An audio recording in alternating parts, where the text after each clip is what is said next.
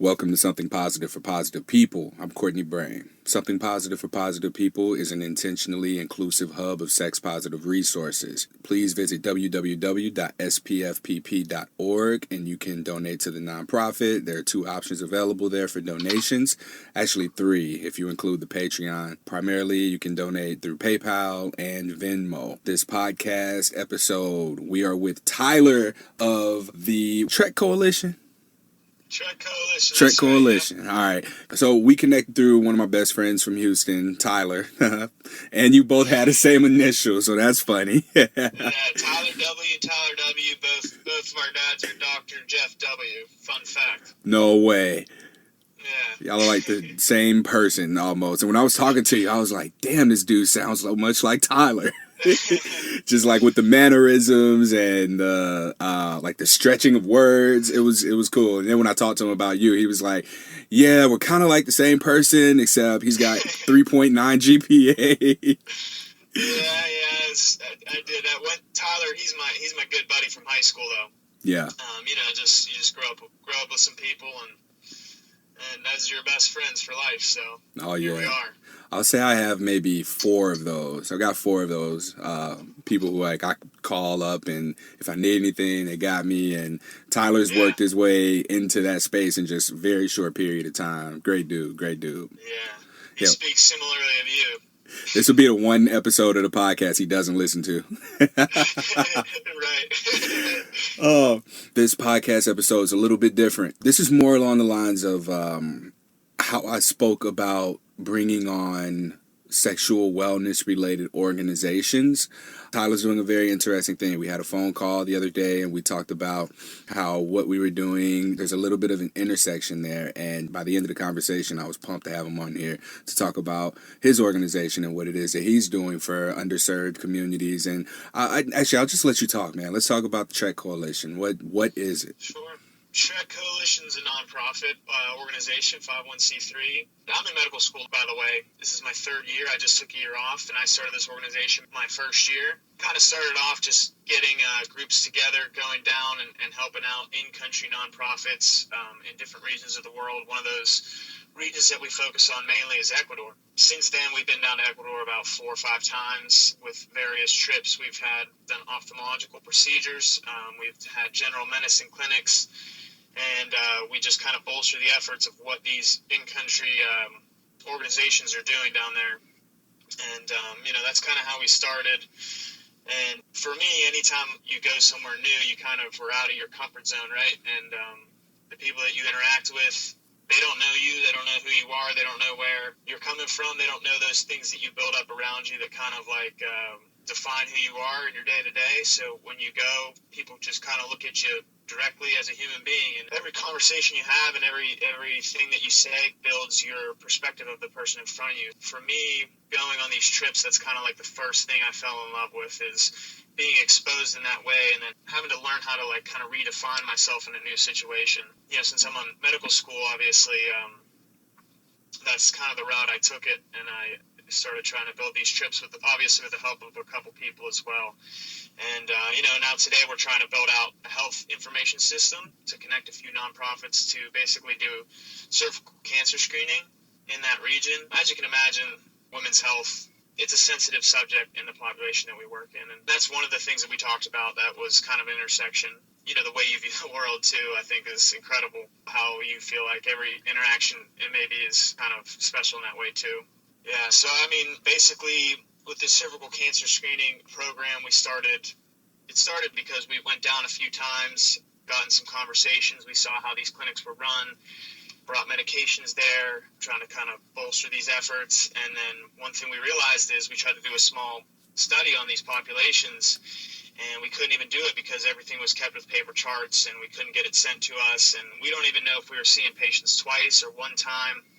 And these nonprofits, they need something like this. They want something like this so they can better track their stuff, show people what they're doing, and get more support in that way. And then also just provide better care to these people so that we know who we're seeing a second time. So that's kind of where we came in, and we're focusing on cervical cancer screening initially, just because it's a really focused problem. It's an important problem. Women's health in global medicine, that's one of those facets that people really try to attack because it affects the health of communities in many ways. You know, when we go to these clinics, that could be cervical cancer screening for these women. We do talk about safe sex practices too, because in these communities, really, I don't think it's really something that's said.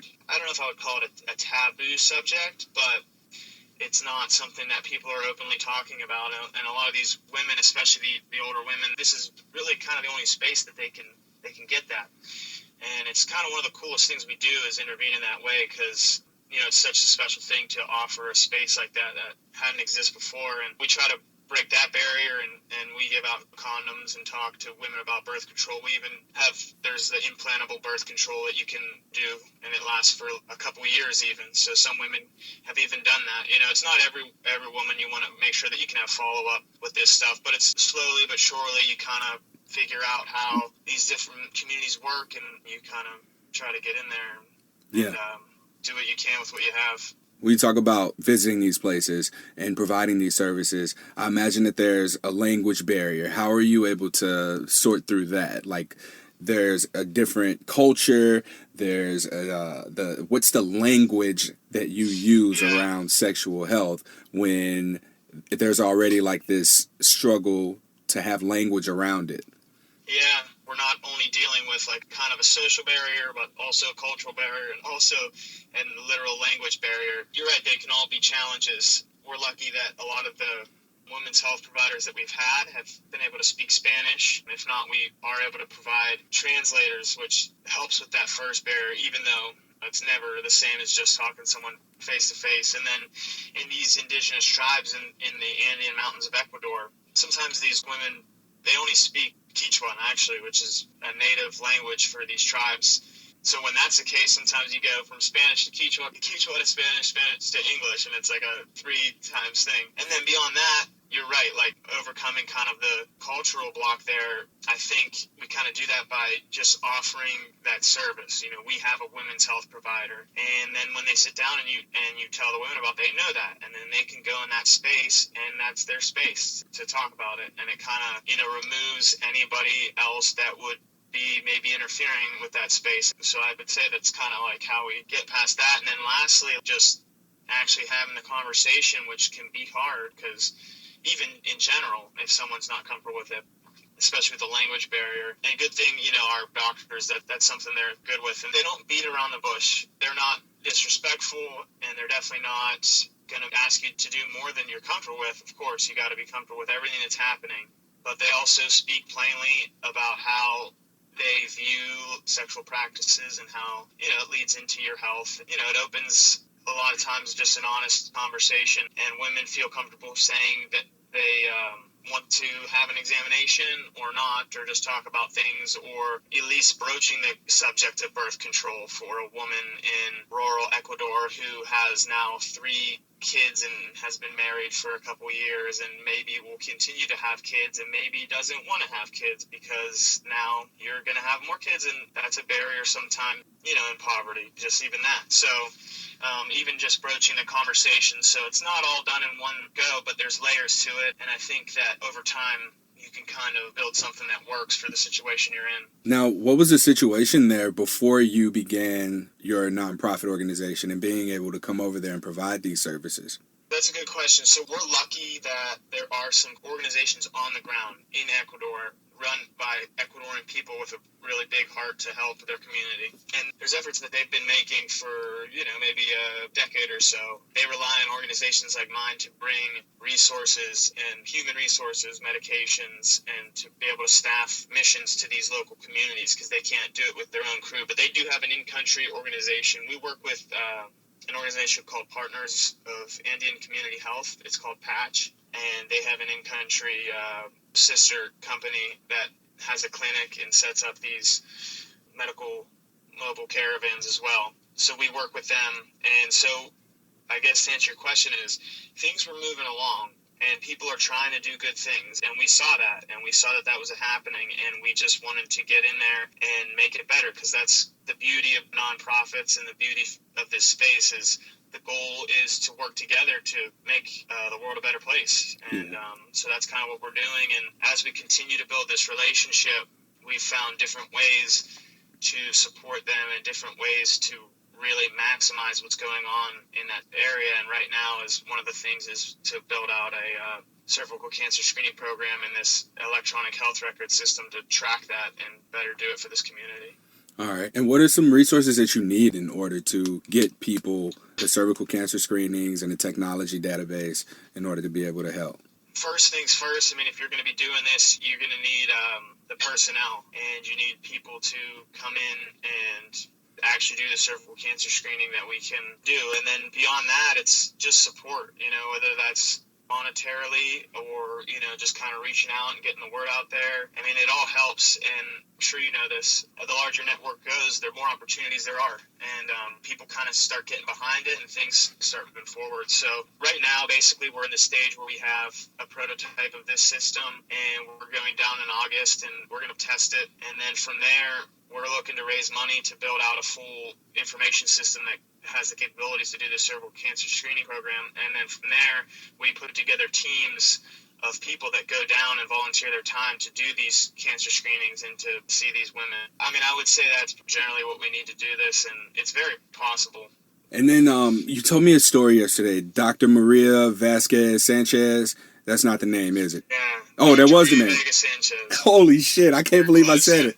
You got good memory, man. I felt like that's the essence of what's happening here. Oftentimes, what I come across is that we look at a person's condition and we think that's what needs to be healed, when in reality, there's so much more beneath that, around that, over that, that really needs healing itself. And so I want you to tell me about when the doctor was able to come in and communicate with the woman who I think you weren't able to communicate with. You remember the story I'm talking about? Yeah, so basically these clinics, the way they work is we have a few doctors, and then a lot of times students will be seeing patients, and they'll be interviewing them, and they'll do the whole thing, and then at the very end the doctor comes over and they present to the doctor kind of the information about what they found, and then they come to a conclusion and get them, what they think they need.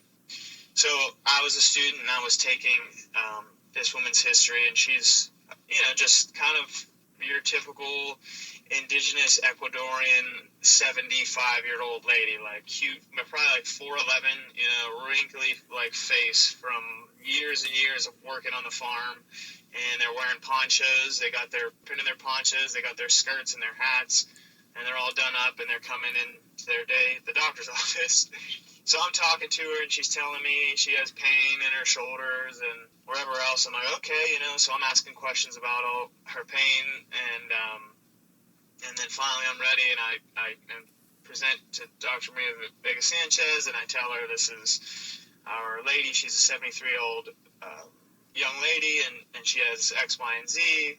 And then she's like, okay. And then Dr. Maria Vega Sanchez starts talking to her, and I'm listening really intently, and I see these expressions changing on their faces, and they're speaking in Spanish now. And I can understand here and there. I can follow, but I'm not perfectly fluent. And and then this lady, she's, I see her kind of start to cry, and I'm feeling this too, because I'm following now, if not in language, I can see something moving to a direction that I wasn't talking about before. And Dr. Maria Vega Sanchez was so beautifully with this woman and was putting her hand on her leg and just kind of like rubbing her lightly and making her feel good in that sad situation. And basically I talked to Dr. Maria Vega Sanchez after, and she's telling me that this woman, she she's from this village, and her daughters went away to the big city, and she just feels lonely in this space, and like doesn't have anybody to talk to. And it's just amazing that we came all this way to Ecuador to try to maybe do something for this woman or heal this woman, and what she needed was just a space to talk about how she was feeling and her struggles in her every day. And it was just so real for me, and just like sharing that space and kind of crying with this woman, it was kind of surreal. And I'm just grateful for Dr. Maria Vega Sanchez too, to show me real compassion that a doctor can have. So that was a really touching and personal experience for me. Yeah. And the reason I wanted you to share that story is because I think that speaks volumes to what the Trek Coalition is all about.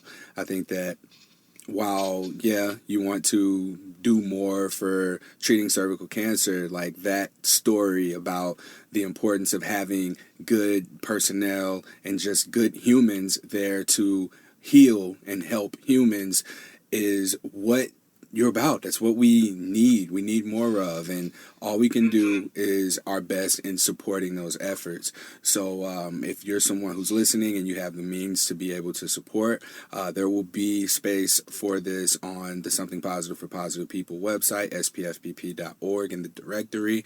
We'll link to it.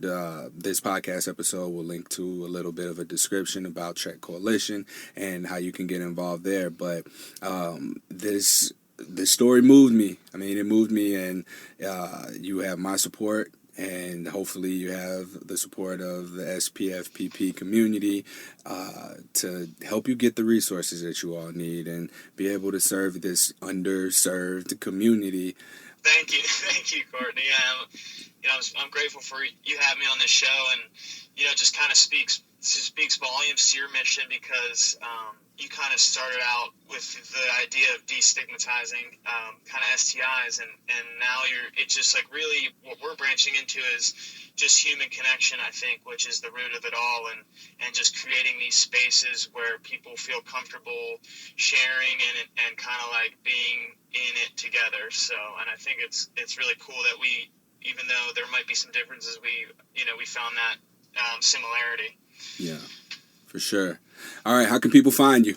All right, yeah, you can check us out at trekcoalition.org. We got a website.